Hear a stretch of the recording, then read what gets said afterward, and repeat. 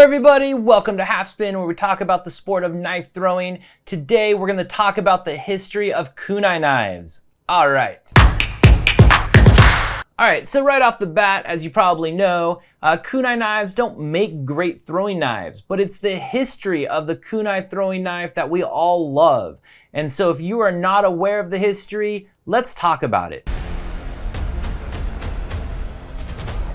I'm not a historian in any way, and so I'll probably leave out parts of the story of the kunai, and so if you know more about it, please add to the comments. But I'm just going to talk about a broad history of what it is and what it was used for those of us who are not sure why a kunai is a throwing knife.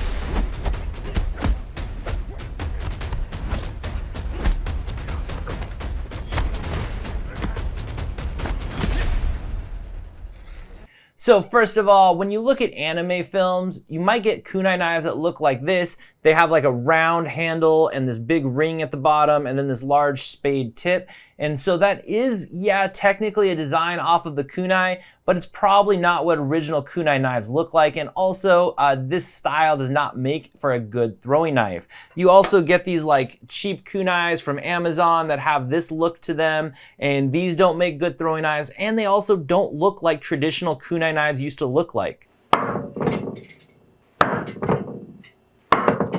So let's talk about what a kunai knife originally was. So it was not meant to be a throwing knife in any way. It was meant to be an all-around tool. It was a multi-purpose tool. And so it was this solid piece of metal. It had this large spade blade on it. It wasn't necessarily sharp. It came to a bit of a point and it had a little bit of a sharp edge, but not like a razor sharp knife edge to it. What it was is it was mostly a digging tool. And so if you look at it, it does look kind of like a shovel. And so they would wrap them in cord or rope so that way it's not hurting your hand. And then you can use this for farming, for when you're on your hands and knees and you're actually in there planting things. And so this was a trowel. It was a little spade that you can use to dig up the dirt, break up the soil, but also you can use this for masonry work because it's got that metal front end to it, that blade. You can use this for cement. You can use this for all kinds of brickwork. You can then, it has the ring where you can attach it to your belt. It was easy to carry. You can use it if you wanted to cut your food because they did have a bit of a sharp edge on it, and you can sharpen it even more, and then you can use it as a knife to chop up food, to cut things if you needed to. It was the Swiss Army knife of tools. This thing was used for everything, and that's just so cool about it. It was this very basic metal tool that they used for everything. So when did the kunai become a throwing knife? Well, the reason we like this story is because we like to side with the villagers. We like to side with the little guy. And so villagers are traditionally people with low means. They don't have nice weapons. They don't have swords or really nice knives. They had farming tools. And so if villagers were threatened and they need to have an uprising against their government or against their version of a police or anything like that, they would grab farm tools. So the kunai became this notorious weapon because it already looks kind of like one. And so if you were a villager and you need to grab your stuff to defend your house or defend your farm or whatever, and you're already carrying one of these on your belt, you now have a multi-use weapon. This is something that you can stab somebody with, you could throw it at them, you can tie a rope to it and swing it and attack somebody with it.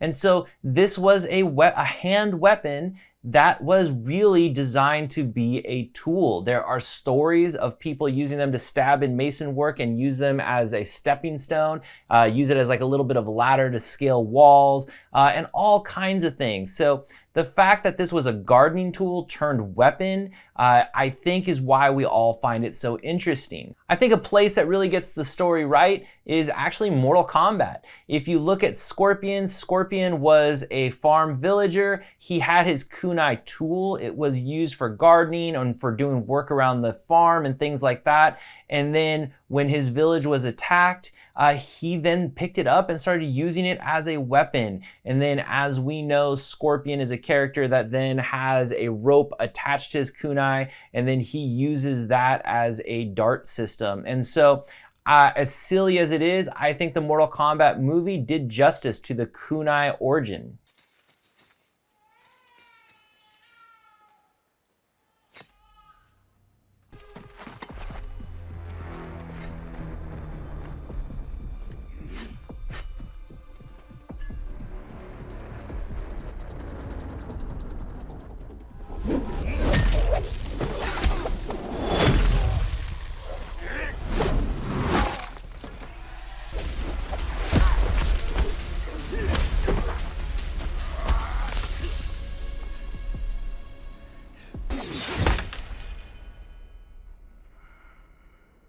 So knowing that, a real kunai knife should look more like a shovel. Just like the images that I'm showing you here, these look a lot more like a traditional kunai knife. But that has evolved into things like this anime kind of version, these like cheaper Amazon versions. You have this United Cutlery version that was used in the Expendables.